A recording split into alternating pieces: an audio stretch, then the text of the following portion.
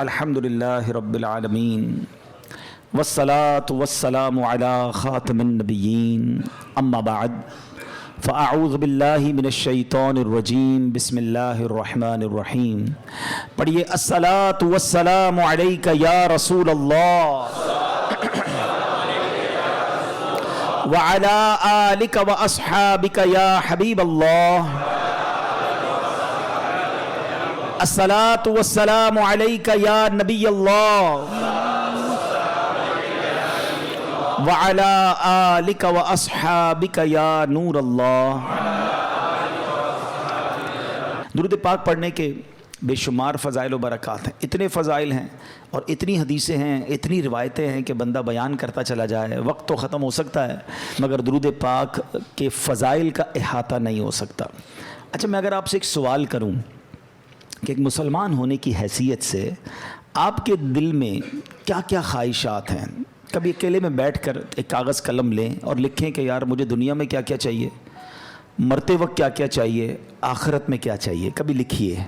अब मैं कुछ आपको रिवायतों का ख़ुलासा, यूँ समझिए कि बहुत सारी हदीसों का इत्र पेश करने जा रहा हूँ, सुनते जाइए और सुबहान अल्लाह कहते जाइए, ठीक है। अगर आप चाहते हैं कि आपकी इज़्ज़तों में इजाफ़ा हो तो दुरूद पाक पढ़िए। आप चाहते हैं आपकी टेंशन दूर हो जाए तो दुरूद पाक पढ़िए। आप चाहते हैं मुसीबतों और परेशानियों से नजात मिल जाए तो दुरूद पाक पढ़िए। आप चाहते हैं आपकी रोज़ी में बरकत हो जाए तो दुरूद पाक पढ़िए। आपके गुनाह मुआफ़ हो जाएं तो दुरूद पाक पढ़िए। आप चाहते हैं ज़िल्लत और रुसवाई से बच जाएं तो दुरूद पाक पढ़िए।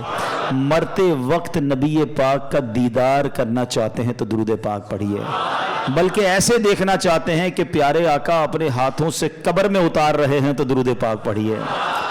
क़यामत के दिन नबी पाक के हाथों जामे कौसर पीना चाहते हैं तो दुरूद पाक पढ़िए। और सुनिए, आका के साथ साथ जन्नत में जाना चाहते हैं तो दुरूद पाक पढ़िए।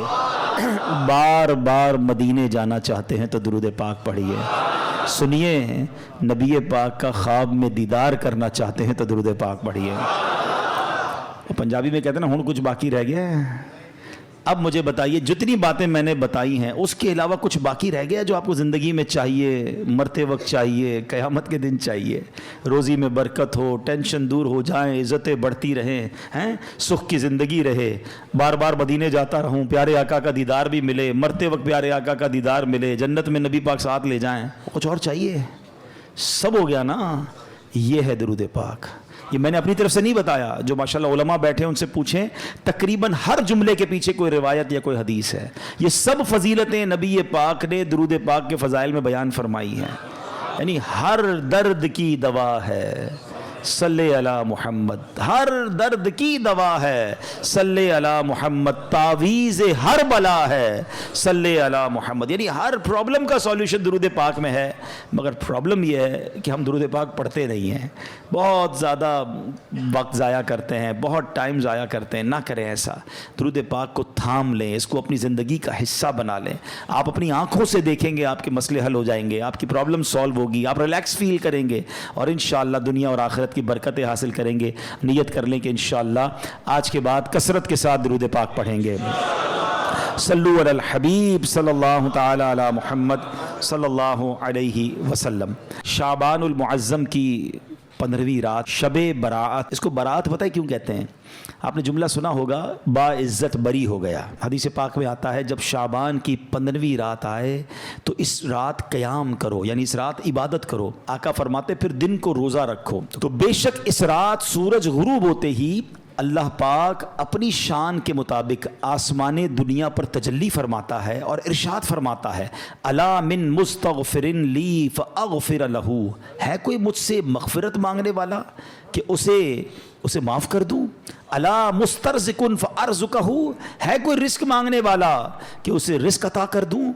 अला मुब्तला फ़अआफ़ियहू। है कोई परेशान हाल कि मैं उसकी परेशानी दूर फरमाऊँ? है कोई ऐसा? तुलूए फ़जर तक यूं ही ऐलान होता रहता है। पता है इस रात कितने बख्शे जाते हैं? हदीस पाक में आता है, अल्लाह करीम कबीलाए बनी कल्ब की बकरियों के बालों की तादाद के मुताबिक गुनाहगारों को जहन्नम से आज़ाद फरमाता है। हम में से कौन है जो अपने सर के बाल गिन सके? They are not able to count our own hair. اپنے سر کے بال نہیں گن سکتے, ایک بکری کے بال نہیں گن سکتے. قبیلہ بنی کلب کے بارے میں آتا ہے ہزاروں بکریاں پالتا تھا, وہ سب سے بڑا قبیلہ تھا جو سب سے زیادہ بکریاں پالتا تھا. اس کا مطلب کروڑ لوگ بخشے جائیں گے. مگر حدیث پاک میں چند بد نصیبوں کا ذکر ہے کہ جو نہیں بخشے جائیں گے. فرمایا شرابی نہیں بخشا جائے گا, ماں باپ کا نافرمان نہیں بخشا جائے گا, زنا کا عادی نہیں بخشا جائے گا, رشتے توڑنے والا نہیں بخشا جائے گا, تصویر بنانے والا, یہ جو اپنے ہاتھ سے تصویریں بناتے ہیں, مجسمے بناتے ہیں, نہیں بخشا جائے گا, چغل خور نہیں بخشا جائے گا. ایک اور روایت کے مطابق نجومی, یہ جو کاہن ہوتے ہیں, یہ نہیں بخشے جائیں گے. جادو ٹونا کرنے والا نہیں بخشا جائے گا. تکبر والا لباس پہننے والا نہیں بخشا جائے گا.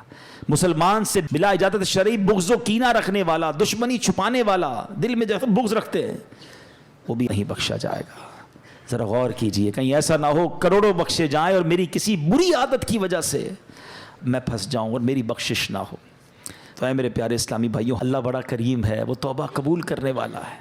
یہ بہت بڑے گناہ ہیں. اس سے یہ بھی اندازہ ہوتا ہے کہ جب اتنی بڑی عنایت, اتنی بڑی مغفرت ہے, یہ کتنے بڑے گناہ ہیں. تو اے میرے پیارے اسلامی بھائیوں, ہمیں توبہ کرنی ہے. ہم سب نے دنیا سے جانا ہے, ہم سب نے مرنا ہے.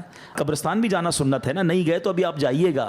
یہ قبرستان جانا بھی ہمارے لیے عبرت کا سامان ہے, اسی لیے بھیجا گیا. نبی پاک فرماتے ہیں کہ پہلے میں تمہیں منع کرتا تھا, حدیث کا خلاصہ ہے کہ پہلے میں تمہیں منع کرتا تھا قبرستان جانے سے, اب جایا کرو اور وہاں جا کے عبرت لیا کرو. قبریں جا کر دیکھے تو صحیح, کچھ تو خیال کریں کہ یہی میری 2 گز کی زمین میرا بھی ٹھکانہ ہے. اتنے بڑے گھر ہو, بڑا ہوادار گھر ہو, ویسٹ اوپن ہو, ایئر کنڈیشن ہو, نرم بستر ہو, یار لائٹ جائے تو UPS بھی ہونا چاہیے, اسٹینڈ بائی جنریٹر بھی ہونا چاہیے. ایک رات بغیر پنکھے کے جس کو نیند نہیں آتی, قبر میں سانپ اور بچھو آ گئے تو کیا بنے گا. قبرستان جا کر دیکھے تو صحیح. آپ کو پتہ ہے آج کلفٹن کے علاقے میں آؤ, بلڈنگ دیکھ کے اندازہ ہو جاتا ہے سارے پیسے والے رہتے ہیں بھائی, 10 کروڑ کا فلیٹ ہے. ادھر بنگلے والے رہتے ہیں, یہ بڑے علاقے والے لوگ ہیں. غریب علاقے میں جاؤ تو گھر دیکھ کر پتہ چل جاتا ہے کہ مکین غریب ہے. دنیا میں مکان دیکھ کر مکین کا اندازہ ہو جاتا ہے. قبرستان میں قبر دیکھ کر اندازہ نہیں ہوتا. ہر قبر کی الگ کہانی ہے, ہر قبر کی الگ اسٹوری ہے. حدیث پاک میں فرمایا قبر 2 طرح کی ہوتی ہے. دیر از نو تھرڈ کیٹیگری. ہماری دنیا میں بہت ساری کیٹیگریز ہیں. فلیٹ الگ ہوتے ہیں, بلڈنگیں الگ ہوتی ہیں, بنگلو الگ ہوتے ہیں, مکان الگ ہوتے ہیں, جھونپڑیاں الگ ہوتی ہیں, روڈ پہ سونے والے الگ ہوتے ہیں. ہمارے شاید 50-60 کیٹیگری بن جائیں گی. Middle class, upper middle class, lower middle class, elite class, VIP class, بہت ساری کلاسیں لوگ منا رہے ہوتے ہیں. دیر is only 2 classes in the graveyard. سنو غور سے, قبرستان جاتے ہو نا, نبی پاک علیہ الصلوۃ والسلام فرماتے ہیں قبر 2 طرح کی ہوتی ہے. تیسری کیٹیگری نبی پاک نے بیان نہیں فرمائی. کیا فرمایا؟ فرمایا یا تو جہنم کے گھڑوں میں سے ایک گھڑا ہوتی ہے, یا تو جنت کے باغوں میں سے ایک باغ ہوتی ہے. عربی میں حدیث سن لو, انما القبر روضۃ من ریاض الجنہ. کتنا پیارا جملہ ہے, ریاض الجنہ سنا نا جب مدینہ پاک میں. اس حدیث میں بھی اس لفظ کو استعمال فرمایا, انما القبر روضۃ من ریاض الجنہ. قبر جنت کے باغوں میں سے ایک باغ ہے. یا دیر از سیکنڈ آپشن, فرمایا او حفرۃ من حفر النار, یا جہنم کے گھڑوں میں سے ایک گھڑا. ایک سوال کرنا چاہتا ہوں, سچا جواب دینا, مجھے نہیں دینا, اپنے آپ کو دینا ہے. میں بھی اپنے آپ سے سوال کرتا ہوں, آپ سب بھی اپنے آپ سے سوال کریں, اور سچا ایمانداری والا جواب. آج میری موت ہو جائے, ہو تو سکتی ہے نا, آج تو بلکہ رات بھی وہی ہے جس میں لکھا جائے گا کہ اس رات کس نے جانا ہے. پتہ ہے ملک الموت کو ایک صحیفہ دے دیا جائے گا کہ اس رات اس بندے کی روح قبض کرنی ہے. مقام, time, every thing is decided. ہمیں نہیں پتا, ہو سکتا ہے آج رات آخری ہو, کل آخری ہو. چلے آج میرا انتقال ہو گیا, سچا جواب دینا. گھمانا پھر اللہ کی بارگاہ میں کوئی کسی کو گھما پھرا نہیں سکتا. ہم اپنے آپ کو گھما سکتے ہیں, ادھر نہیں, وہاں تو بات ساری کلیئر ہے نا, دودھ کا دودھ, پانی کا پانی. سوال یہ کہ اگر آج مر گیا, قبر میں گیا, جیسی زندگی گزاری ہے, قبر جنت کا باغ بنے گی یا دوزخ کا گھڑا بنے گی؟ اپنے آپ سے پوچھ لو. اگر تو دل سے جواب آ رہا ہے کہ ہاں یار نماز پابندی سے ہیں, گناہ کی عادت نہیں ہے, تلاوت قرآن بھی ہے, میری آنکھیں بھی گناہ نہیں کرتی ہیں, میں کسی کو دکھ بھی نہیں دیتا ہوں, حرام روزی بھی نہیں کماتا ہوں, بے حیائی بھی نہیں کرتا ہوں, ماں باپ بھی میرے راضی ہیں. اللہ کرے ایسا کوئی اللہ کا ولی یہاں بیٹھا ہو جس کے دل سے سچی آواز آ جائے کہ جناب اپنا تو بیڑا پار ہے. باقی ہم جیسے گناہ گاروں کو تو ڈر ہی لگتا ہے کہ یار گناہ ہی زیادہ ہیں, نیکیاں اول تو کی تھوڑی ہیں اور جو کی ہیں اس کا پتہ بھی نہیں قبول بھی ہوئی کہ نہیں، کیونکہ بہت سارے اس میں بھی پرابلم ہے، ریاکاری الگ ہے، دکھلاوا الگ ہے، بناوٹیں الگ ہیں پتہ نہیں کتنے اس میں دنیا کے مقاصد ہماری نیکیوں میں شامل ہوتے ہیں. تو آپ مجھے بتاؤ پھر تیاری کب کریں گے؟ دو ہی کیٹیگریز ہیں نا، یا تو جنت کا باغ ہے یا دوزخ کا گھڑا. تو جنت کا باغ بنانے کی تیاری کب کرنی ہے ہم نے؟ ہمیں نہیں پتا اب کتنے دن رہ گئے ہیں. پچھلی شب برات میں کئی لوگ ہمارے ساتھ تھے مگر آج وہ ہمارے ساتھ نہیں ہیں. ہو سکتا ہے اگلی شب برات مسجد میں اجتماع تو ہوگا مگر ہم نہ ہوں. باتیں کریں لوگ، یار پچھلی بار تو آیا تھا، اگر اس بار نہیں ہے. کہاں ہے؟ قبر میں ہے. کیا کریں گے قبر میں؟ قبرستان جاتے ہیں نا، ایک اور چیز دیکھا کریں. کبھی قبر میں تجوری دیکھی ہے؟ کوئی کفن میں جیب دیکھا ہو؟ نہ تجوری ہے نہ جیب ہے. جس مال کو جمع کرنے کے لیے دن رات ایک کر دیا وہ تو جانا ہی نہیں قبر میں. تو جو قبر میں جائے گا وہ کیا جائے گا؟ یہ سمجھنا ضروری ہے. آپ کو پتہ ہے جب میرا اور آپ کا انتقال ہوگا نا، روایتوں میں آتا ہے مرنے کے بعد رشتہ دار کہتے ہیں میت نے پیچھے کیا چھوڑا ہے. پتہ ہے فرشتے کیا کہتے ہیں؟ میت نے آگے کیا بھیجا ہے. ایکچول وہی ہے جو اعمال ہم آگے بھیجیں گے، مگر فکر ہی کسی کو نہیں ہے. شب برات تو ریئلائز کر لو کہ اعمال جمع کرنے، مال ٹھیک ہے اتنا جمع کر لو جتنی دنیا گزر جائے گی، مگر یہ مال ادھر ہی رہ جائے گا. اور پھر کیسے موت اور عذاب کیسے آتا ہے، میں آپ کو ایک واقعہ سناتا ہوں. ایک شخص تھا، بادشاہ تھا، بڑا عجیب اس نے وصیت کی اپنے بیٹوں سے، میں مر جاؤں نا تو مجھے دفن نہ کرنا، مجھے ایک لوہے کا صندوق بنانا، لوہے کے میرا جو تابوت ہے وہ لوہے کا بنانا، اس تابوت کو ایک لوہے کے صندوق میں ڈال دینا اور اس کو چھت کے ساتھ لٹکا دینا، دفن نہیں کرنا. بچوں نے کہا یہ کیسی وصیت کر رہے ہیں آپ بادشاہ سلامت؟ کہتا ہے میں یہ وصیت اس لیے کر رہا ہوں کہ میں قبر میں جاؤں ہی نا، جب قبر میں جاؤں گا نہیں تو عذاب بھی نہیں ہوگا. اس کی اپنی منطق تھی. تو مرا تو بچوں نے اس کی وصیت پر عمل کیا، لوہے کا تابوت بنایا، اس کو تالا لگایا، اس کو لوہے کے صندوق میں ڈالا، اس کو بھی تالا لگایا، پھر زنجیر سے اس کو لٹکا دیا چھت کے ساتھ. تو کہتے ہیں جب یہ سب ہو گیا تو ابھی کمرہ بند کیا، رات ہوئی تو کمرے سے آوازیں آنے لگیں. سب پریشان کہ تابوت بھی بند، اس پر بھی تالا، صندوق پر بھی تالا، وہ تو لٹکا ہوا پر لیکن اوپر سے بڑی خوفناک آوازیں آ رہی. ڈرتے ڈرتے صندوق کھولا، تابوت کھولا تو دیکھ کر حیران رہ گئے کہ اس تابوت میں اس بادشاہ کی لاش کے اوپر ایک سانپ بیٹھا ہوا ہے، اس کے چہرے کو کاٹ رہا ہے. کوئی جگہ نہیں تھی، کوئی سوراخ نہیں تھا، وہ کیسے پہنچا اندر؟ سب حیران. اب جناب بڑی مشکل سے سانپ کو نکالا، اس کو مارا، پھر صندوق کو بند کیا، پھر لٹکا دیا. جیسے تیسے کر کے رات گزر گئی. اگلی رات پھر کمرے سے آوازیں آنے لگیں. پھر جا کے جب صندوق کھولا، تابوت کھولا تو اس سے بڑا سانپ اس کی صندوق میں موجود تھا جو اس کو کاٹ رہا تھا. اللہ اکبر. پھر اس سانپ کو باہر نکالا، سانپ کو مارا، پھر تالا لگایا، پھر لٹکا دیا. اگلی رات پھر آوازیں. جب دیکھا تو پتہ چلا کہ اب تو اندر آگ بھڑک رہی ہے. اب بچوں کو سمجھ آ گئی کہ ہم کچھ بھی کر لیں یہ عذاب ہی ہے، اس سے چھٹکارا نہیں ہے. وہ بادشاہ کی لاش کو نکالا اور قبر میں دفنا دیا. اے میرے پیارے اسلامی بھائیوں، یہ سمجھنی ہے بات. ہو رہی ہے عمر بسلے برف کم، چپ کے رفتہ رفتہ دم بدم. برف والے کو بیچتے ہوئے دیکھا ہے؟ برف جس کے ہاتھ میں ہو اس کو بڑی ٹینشن ہوتی ہے. ایک بزرگ کہتے ہیں میں نے زندگی کا راز ایک برف والے سے سیکھا. ایک برف والا تھا، اب تو برف کم بکتی ہے مگر پہلے، آج سے کچھ سال پہلے تو بڑی بکتی تھی، رمضانوں میں اب بھی بکتی ہوگی. تو وہ کیا کہتا ہے؟ اے وہ لوگو اس پر رحم کرو جس کا سرمایہ پگھل رہا ہے، جلدی خرید لو ورنہ کیا ہوگا؟ پگھل جائے گا. کہتے میں نے جملہ سنا مجھے بات سمجھ آ گئی کہ میری زندگی بھی تو یہی ہے نا. ہم سب کی زندگی میں کوئی ایک برف کی ہمیں سب کو ایک بلاک دے دیا گیا، برف پگھل رہی ہے، کبھی بھی ختم ہو جائے گی. کسی کی کل ختم ہونی ہے، کسی کی مہینے میں ختم ہو جائے گی. تو شاعر کیا خوب بات سمجھا رہے ہیں.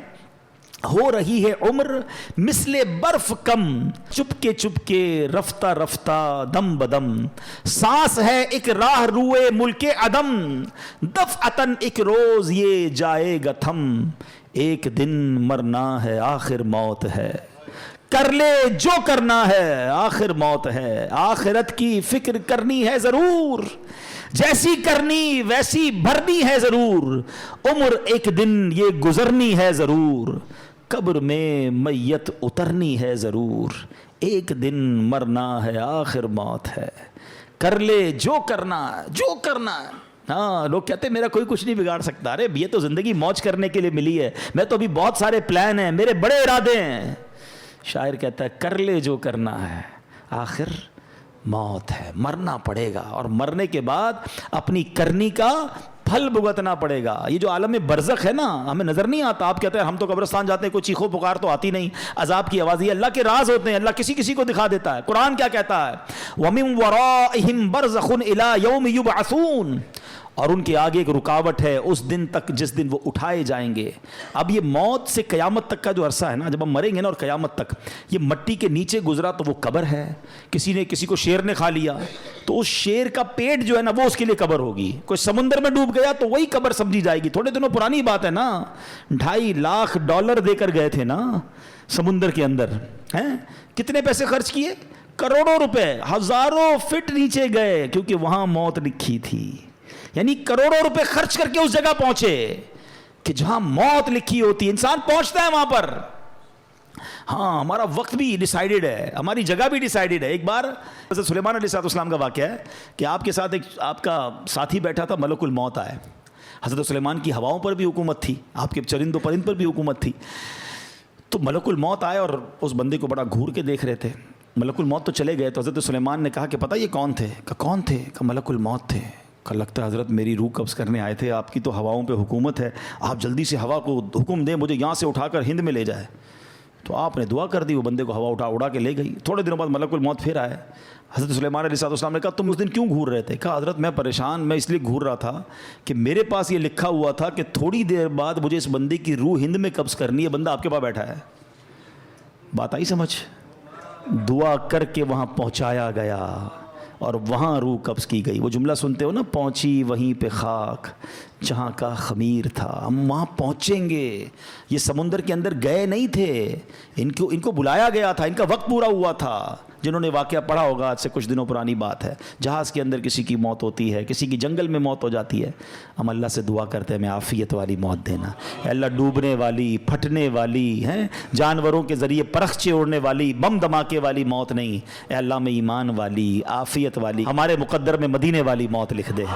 اے اللہ جب آخری وقت آئے ہم مدینے پہنچ جائیں, آقا کے جلووں میں, آقا کے قدموں میں, روضہ رسول کو دیکھتے ہوئے, درود پاک پڑھتے ہوئے, عشق رسول میں روتے ہوئے ہمارا دم نکل جائے. نجم کی اے خدا آرزو ہے یہی, عاشق زار کی آبرو ہے یہی, موت کے وقت سر ان کے قدموں میں ہو, دید ہوتی رہے دم نکلتا رہے, دید ہوتی رہے دم نکلتا رہے. اللہ کرے ایسا کرم ہو جائے کہ بس ہم مدینے میں ہمارا انتقال ہو. مگر مرنا تو ہے نا, ہم کیوں نہیں سوچتے, کیوں تیاری نہیں کر رہے, کس بات کا انتظار ہے؟ یہ قبرستان جانا, یہ جنازے اٹھنا. اچھا آپ کو پتہ ہے بہت اہم بات میں آپ نے کرنے جا رہا ہوں. یہ جو جنازہ ہے نا, ہم تو دنیا سے چلے گئے نا, جب بندہ دنیا سے چلا جاتا ہے تو قبر میں جا کے تو فرشتے آتے ہیں نا, تو مرنے کے بعد یہ سارے کام بھی فرشتے کر لیتے ہیں. غسل, کفن, دفن, اللہ کی طرف سے فرشتے آتے اٹھا کے لے جاتے بندے کو. یہ سارا کام پبلک سے کیوں کروایا گیا؟ کبھی سوچا آپ نے؟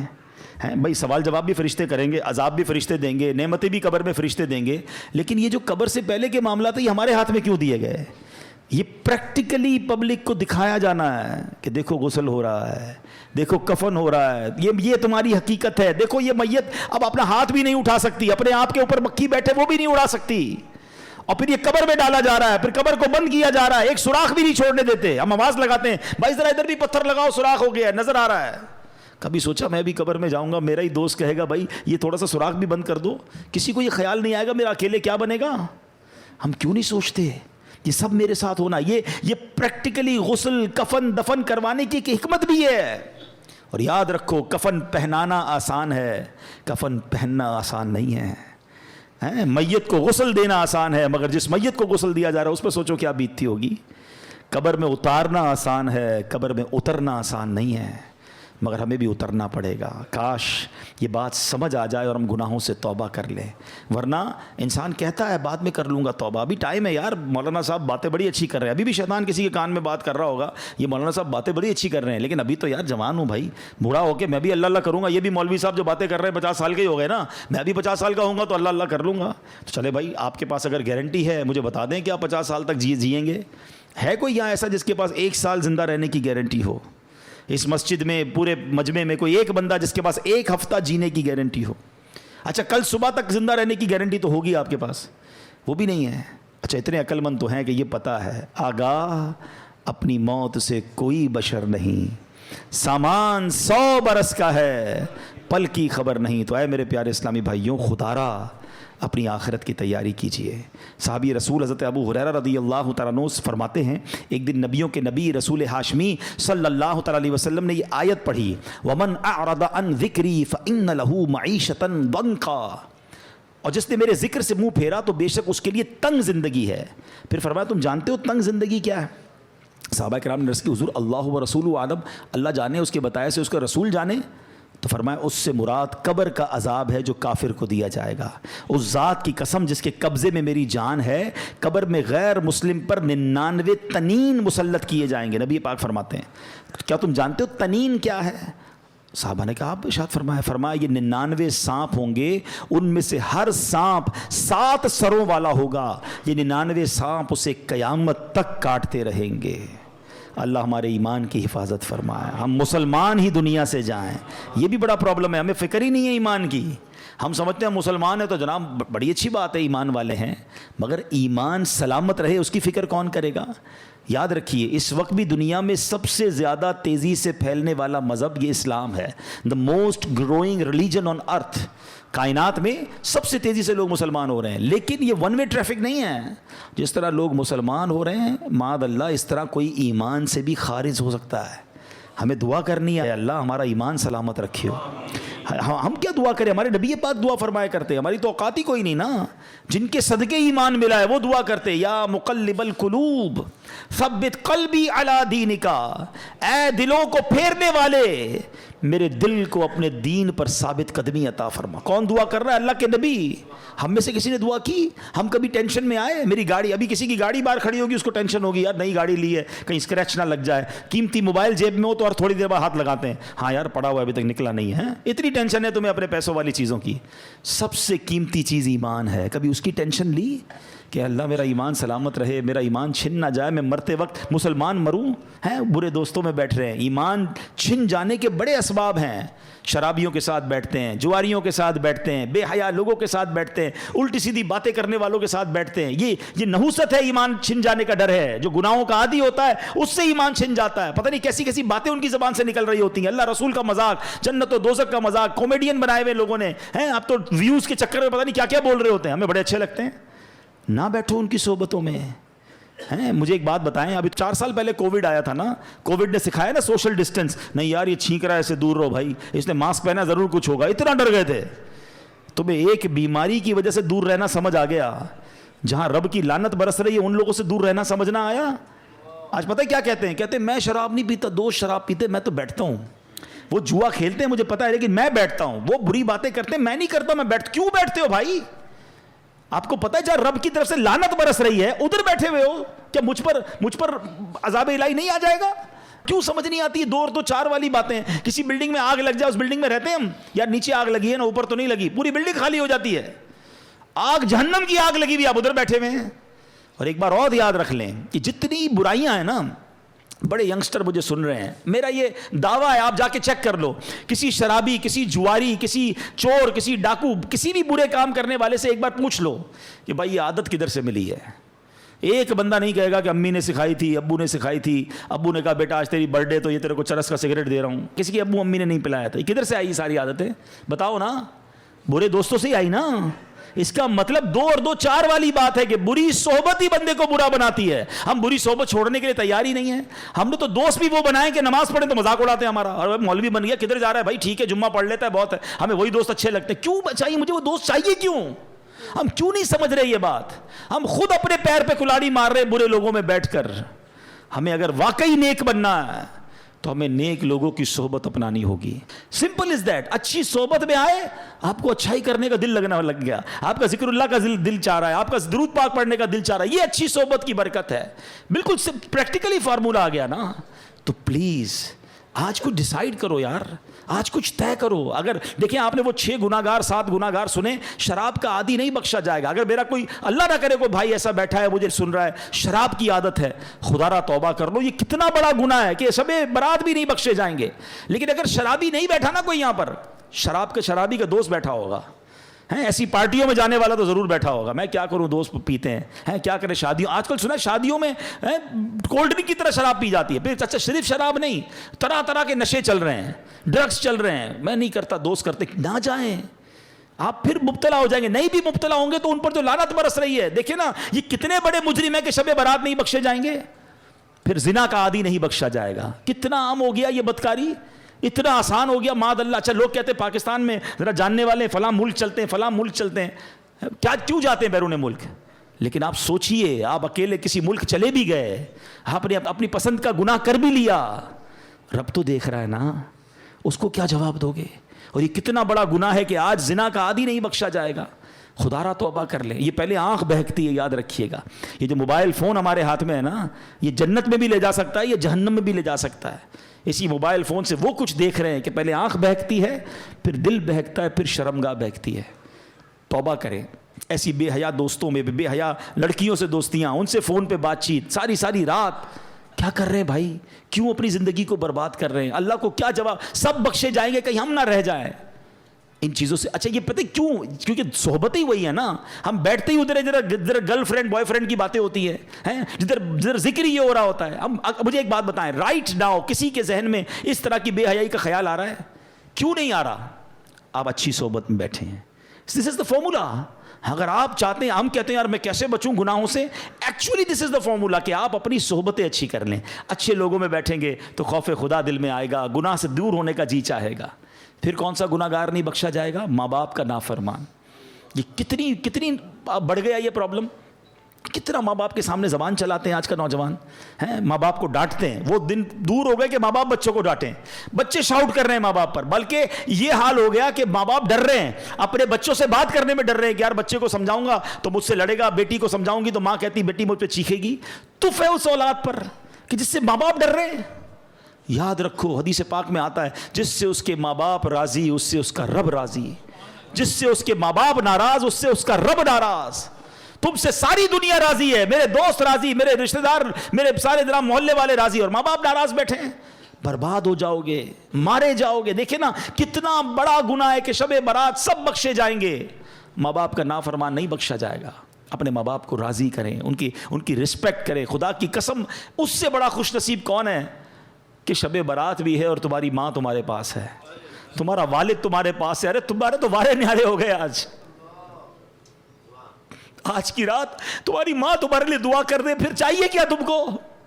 آج کی رات تمہارا باپ تمہارے پاس ہے, جاؤ نا اس سے دعا کرواؤ. پوچھو ان سے جن کے چلے گئے ماں باپ, قبرستان جانا پڑتا ہے ان سے بات کرنے کے لیے.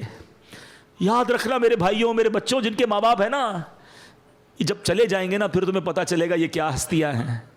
دو موقع پر تو ماں باپ بڑے یاد آتے ہیں.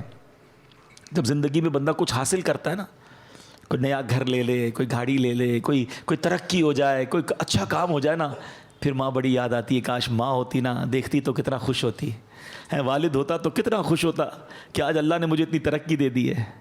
وہ شعر ہے نا, دولت کا ہے انبار مگر تیری کمی ہے. پھر بڑی یاد آتی ہے ماں اور والد کے, یار آج اللہ نے کدھر پہنچا دیا, مگر ماں ہی نہیں ہے. جو دعائیں دینے والی تھی وہ والد ہی نہیں ہے, جس کی وجہ سے ادھر پہنچا ہوں اس کو بتا ہی نہیں پا رہا. ہر خوشی میں ماں باپ یاد آتے ہیں. اور ایک دوسرا موقع ہوتا ہے جب کوئی بڑا غم آ جائے نا, کوئی بڑی پریشانی آ جائے, کوئی بڑا مرحلہ آ جائے, پھر بڑے یاد آتے ہیں کہ کاش ماں ہوتی نا, اس کے قدموں میں سر رکھتا, وہ دعا کرتی, میری مشکل حل ہو جاتی. اب ماں ہے ہی نہیں, کس سے دعا کراؤں. والد ہوتا نا تو سر پہ ہاتھ رکھ کے کہتا, بے شک بوڑھا تھا مگر وہ ایک جملہ کہتا تھا, دل کو ٹھنڈ پڑ جاتی تھی کہ بیٹا گھبرا نہیں, میں ہوں. مگر اب نہ وہ سر پہ سایہ ہے, نہ وہ دعاؤں کا دروازہ ہے. اور آج ہے تمہارے پاس تو قدر نہیں کرتے ہو, ان کے پاس بیٹھتے نہیں ہو. ماں کہتی بیٹا ٹائم دو, ماں ٹائم نہیں ہے میرے پاس, اب وہ میرے پاس ٹائم نہیں, میں جا رہا ہوں دوستوں میں. وہ کام کہتے ہیں, منع کر دیتے ہو ان کو.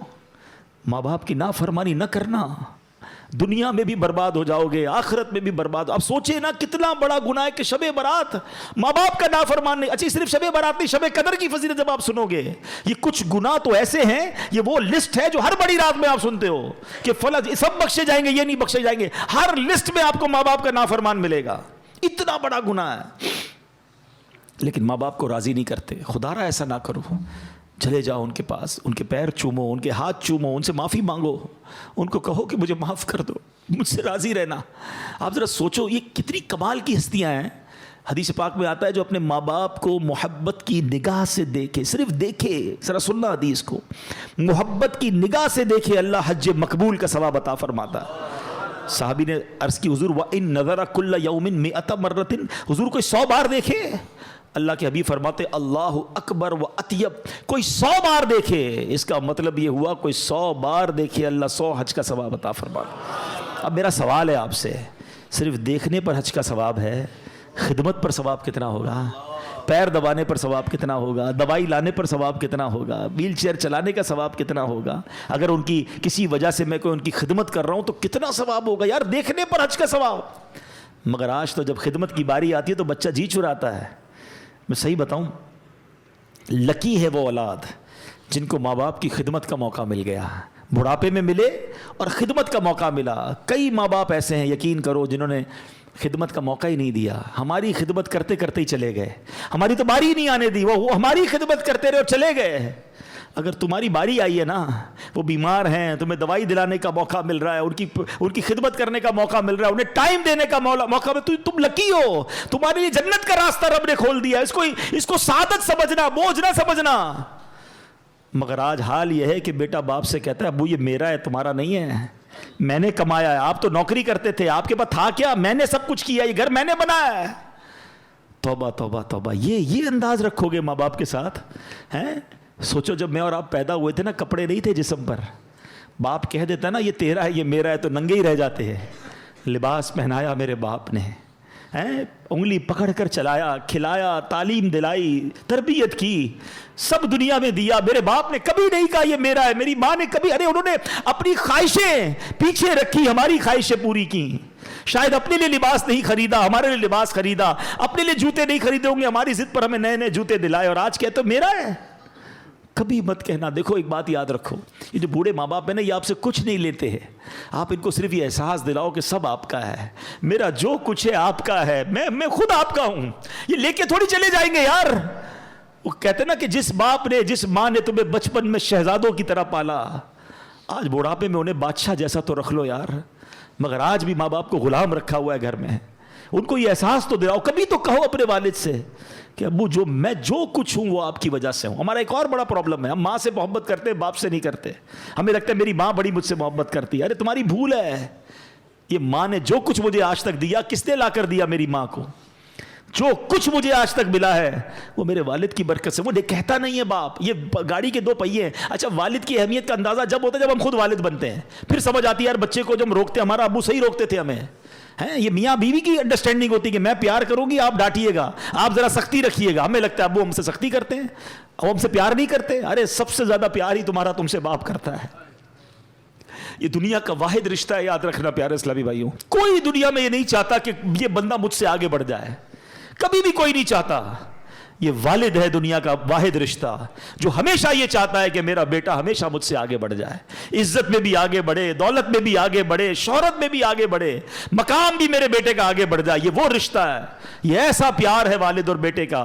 تو ماں باپ کی قدر کرو میرے بچوں، میرے بھائیوں، جس کے پاس ماں باپ ہیں اور ناراض ہیں انہیں راضی کر لینا۔ کبھی بوڑھے ہو جاتے ہیں چڑچڑے، ہو سکتا ہے آپ کو کچھ سنا دیں، ڈانٹ دیں، نہیں یار کوئی بات نہیں، بہت کچھ دیا ہے انہوں نے، بچے ہو گئے۔ زندگی ایک سائیکل ہے، یہ زندگی کا پتہ ہے سفر کیسے شروع ہوتا ہے؟ ہم جب چھوٹے تھے نا، ہم کرال کرتے تھے، رینگتے تھے، پھر انگلی پکڑ کر چلنا شروع ہوئے، پھر انسٹالر پر ہمارے امی ابو نے وہ چھوٹی سی بچہ گاڑی پہ چلایا ہے، پھر ہم چلنے لگے، پھر دوڑنے لگے، پھر بڑے ہو گئے، 50 55 60 کے بعد پھر اسٹک آتی ہے ہاتھ میں، پھر ویل چیئر آتی ہے، اور ایک وقت آتا ہے پھر ہم زمین پہ چلے جاتے ہیں۔